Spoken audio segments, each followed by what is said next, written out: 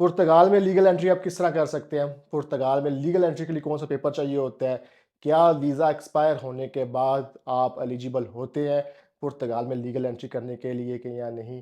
पुर्तगाल में अगर आपका वीज़ा एक्सपायर हो जाए और पुर्तगाल में एंट्री आपकी बाद में हो, तो आपको कितने टैक्स के बाद आप एलिजिबल होते हैं पुर्तगाल का टीआरसी कार्ड लेने के लिए? टॉपिक बड़ा इंटरेस्टिंग है, बहुत से लोग इसमें कन्फ्यूज़ होते हैं कि भाई हमारी लीगल एंट्री है या नहीं है या किस तरह करवानी है?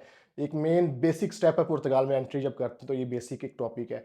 तो वीडियो कंटिन्यू करने से पहले सबसे रिक्वेस्ट है कि चैनल को सब्सक्राइब लाजमी कर दिया। आप लोगों की सपोर्ट की बहुत-बहुत ज़रूरत है। बाकी आपको लीगल असिस्टेंस चाहिए तो डिस्क्रिप्शन में दुबई वाले ऑफिस का भी नंबर मौजूद है और लिस्बन वाले ऑफिस की जो लोकेशन वेबसाइट के ऊपर हर चीज़ वो नीचे डिटेल है, आप वहाँ पे कॉन्टैक्ट कर सकते हैं।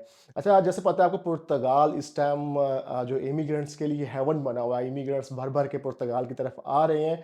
लेकिन मेरा काम होता है आपको रियलिटी बताना। यहाँ पे अगर पेपर ईज़ी हैं, पासपोर्ट मिल जाता है, तो इतना खैर पासपोर्ट ज़रा ईज़ी नहीं है, लेकिन उतनी ही परेशानी और मुश्किलात भी हैं क्योंकि आप एक डिफरेंट डिमेंशन, डिफरेंट वर्ल्ड के अंदर एंटर होना जा रहे हैं।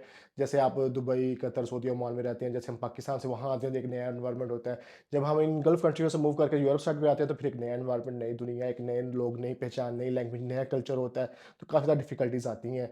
तो जब आप पुर्तगाल में एंटर होते हैं तो लीगल एंट्री उन लोगों की कंसिडर की जाती है जो कि शेंजन वीज़ा के ऊपर आए होते हैं, जिनके पास वीज़ा होता है यूरोप का, वो यूरोप में लीगली एंट्री की होती है, उनकी लीगल एंट्री कंसीडर की जाती है। और अगर उन्होंने यहाँ पे उस वीज़ा की वैलिडिटी के अंदर-अंदर, यानी कि वीज़ा एक्सपायर होने से पहले-पहले पुर्तगाल के अंदर एंट्री की हो, तो ये पॉइंट आपने समझना है कि वीज़ा एक्सपायरी, एक तो शेंजन के अंदर एंट्री होगी आपकी, दूसरा आपकी वीज़ा वैलिडिटी के अंदर पुर्तगाल के अंदर एंट्री होगी, तो फिर ही आपकी लीगल एंट्री कंसीडर की जाएगी, वरना आपकी लीगल एंट्री कंसिडर नहीं होगी। बहुत से लोगों ने क्वेश्चन पूछा था कि हम फ्रांस में हैं, हम उधर हैं, हम इटली में हैं। मोस्टली लोग सीजनल वर्क परमिट के ऊपर इटली में आते हैं और वहाँ पे 9 मंथ का वीज़ा होता है और वहीं पे एक्सपायर हो जाता है। उसके बाद उनको ख्याल आता है, ओहो! हमने तो पुर्तगाल में अपनी फाइल लॉक करवानी थी लीगल एंट्री के साथ, लेकिन अगर वीज़ा आपका एक्सपायर हो गया, तो आपकी लीगल एंट्री कंसिडर नहीं होगी, नहीं होगी, नहीं होगी। यहाँ पे एक और पॉइंट आता है, जो स्टूडेंट्स हैं, काफ़ी लोग आते हैं, जब वो स्टडी वीज़ा अप्लाई करते हैं या वर्क परमिट अप्लाई करते हैं किसी कंट्री का, तो उनको 90 डेज़ या 120 डेज़ का एक स्टिकर पासपोर्ट पे लगा दिया जाता है वीज़े के लिए। तो वो उस वीज़ा के ऊपर ट्रैवल करके यहाँ पे इस कंट्री में एंटर होते हैं, यूरोप के अंदर एंटर होते हैं। बाद में उनका टीआरसी कार्ड बन जाता है इस ड्यूरेशन के अंदर। अब उनका क्वेश्चन ये होता है कि क्या हमारी लीगल एंट्री होगी? जो हमारा वीज़ा था वो 190 डेज़ का स्टिकर था, लेकिन अब हमारे पास कार्ड है। तो भाई आप लीगल एंटर हुए और लीगली आपका स्टेटस चेंज हो गया, आपको कार्ड, रेज़िडेंस कार्ड मिल गया, तो वो रेज़िडेंस परमिट भी आपका एक लीगल स्टेटस है यूरोप के अंदर। अगर आपके पास किसी भी किस्म का कार्ड है, चाहे वो स्टूडेंट कार्ड है, स्पाउस कार्ड है, वर्क परमिट है, लीगल है और इसकी डेट वैलिड है अभी, तो आप पुर्तगाल में अपनी लीगल एंट्री कर सकते हैं। अब पुर्तगाल में लीगल एंट्री कैसे होती है? आपको पता है कि रॉकेट साइंस नहीं है। पहले पास्ट में जब बात की जाए तो बहुत साल पहले जो है 5, 6, 7 साल पहले की बात करें तो आपको मैनुअली जो है वो सेफ में डिक्लेयर करना पड़ता, 72 आवर्स के अंदर अंदर आपको सेफ के अंदर जाके एक डिक्लेरेशन फॉर्म देना पड़ता था। उसके बाद फिर जी आप होटल में स्टे करें तो होटल वालों के पास भी एक्सेस होती है, क्योंकि होटल वालों ने अपना डाटा रिपोर्ट करना होता है इमिग्रेशन को कि इस गेस्ट ने हमारे हॉस्टल में या होटल में स्टे किया है। तो उस होटल का जो बिल होता था वो भी as a legal entry proof होता था, स्टे करने के प्रूफ करने के लिए। जैसे मैं फर्स्ट टाइम आया था तो मैंने भी होटल में स्टे किया, कोई लीगल एंट्री नहीं करवाई थी। लेकिन लोग डराते हैं यहाँ पे आपको कि आपने वो पेपर नहीं लिया सेफ वाला तो आपकी लीगल एंट्री नहीं है। ऐसा नहीं है। आप जो होटल के, जब मैं गया मुझे भी लोग डराते थे ऐसे ही, तो मैं 300 किलोमीटर दूर एक मुझे अपॉइंटमेंट मिली इमिग्रेशन के ऑफिस में, वहाँ पे गया। तो जब मैंने 5, 6 घंटे वेट करने के बाद जब मैं मेरी नंबर आया, मैं अंदर गया, तो उन्होंने जब मेरा बिल था होटल का उसका नंबर मारा, तो उन्होंने कहा तो आप तो हमारे पास ऑलरेडी रजिस्टर्ड है हमारे पास, तो आपको तो लीगल एंट्री की जरूरत ही नहीं है। तो हम आपका डाटा ऑलरेडी हमारे पास होटल वालों ने भेज दिया हुआ है कि आप पुर्तगाल में स्टे किया आपने, तो आपकी लीगल एंट्री हो चुकी है, आपको जरूरत नहीं है लीगल एंट्री की। तो होटल में स्टे करते थे, होटल का जो बिल होता है होटल वाले ऑलरेडी रिपोर्ट कर देते, लेकिन फिर भी सेटिस्फेक्शन के लिए अगर आप वो लीगल एंट्री वाला सेफ वाला पेपर चाहिए तो आप वो किसी भी होटल या हॉस्टल वालों से पूछ सकते हैं। वो 15 यूरो लेते हैं, 20 यूरो लेते हैं, आपको बना देते हैं। लेकिन जो बड़े होटल्स होते हैं जैसे ईबीज है या बड़े बड़े शेरिटन है या इस तरह के बड़े होटल्स हैं, इनमें ये काम नहीं होते। ठीक है, ये अंडर द टेबल वाले काम ये छोटे छोटे हॉस्टल्स वाले और होटल वाले करते हैं। 2 स्टार हो गया, 1, 2, 3 स्टार हो गया, ये जो 4 स्टार 5 स्टार होटल बड़े होटल्स होते हैं वो नहीं करते ये वाले काम। उनका आप बिल ले लें वो इनफ होता है।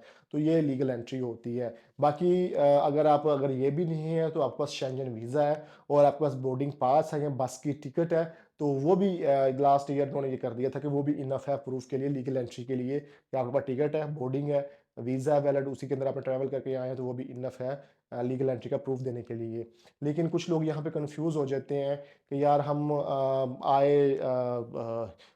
फ्रांस उतरे थे, फिर फ्रांस से हम लोग बाय बस इधर आ गए, तो हमारा जो था बोर्डिंग पास वो हमारा लॉस्ट हो गया, हमारा ये हो गया, वो हो गया। अगर आपका कोई बोर्डिंग पास या टिकट आपकी लॉस्ट हो गई हुई है, पहली बात है लॉस्ट नहीं होनी चाहिए, ओरिजिनल होनी चाहिए आपके पास।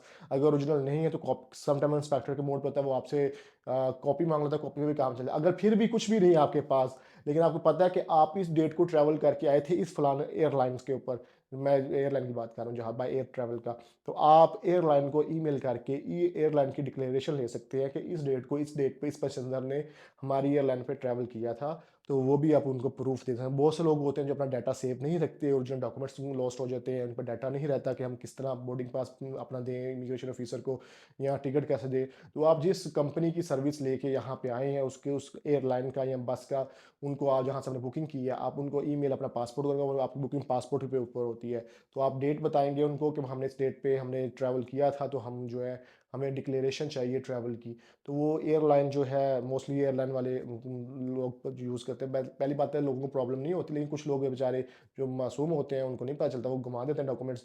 तो एयरलाइन वाले या बस की जो कंपनीज हैं वो आपको एक डिक्लेरेशन लेटर दे देती है कि इस डेट को इस पैसेंजर ने इस टाइम टू टाइम ये ओरिजिनल ट्रैवल करके पुर्तगाल में ये बंदा गया था, वो भी इमिग्रेशन वाले एक्सेप्ट करते हैं।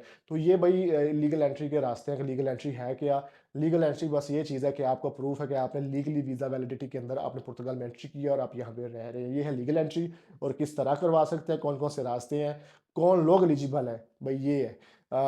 फिर बता दूं, वर्क परमिट वाले भी एलिजिबल है, स्टूडेंट वीज़ा वाले भी एलिजिबल हैं, स्पाउस वीज़ा वाले, किसी किस्म का भी आपके पास स्टेटस है तो आप लीगल एंट्री जो है अपनी करवा सकते हैं। बाकी जो जिनके पास वीज़ा वैलिड है यूरोप के अंदर, उनके पास एक और भी ऑप्शन है हमारे पास उनके लिए कि हम उनका किसी और दूसरी कंट्री, पुर्तगाल में नहीं, किसी और कंट्री में अगर यूरोप की वो अगर जल्दी कार्ड लेना चाहें, जैसे स्टूडेंट है ये स्पेशली, ये जो होता है पैकेज, ये स्टूडेंट्स के लिए होता है कि स्टूडेंट्स जब आते हैं तो उनको इतनी 5-5 6-6 7-7 हज़ार यूरो जो फीस है सेमेस्टर्स की वो पे नहीं होती, तो वो फिर इलीगल हो जाते हैं, यूनिवर्सिटी स्किप कर देते हैं। तो उनको स्किप करने की ज़रूरत नहीं है।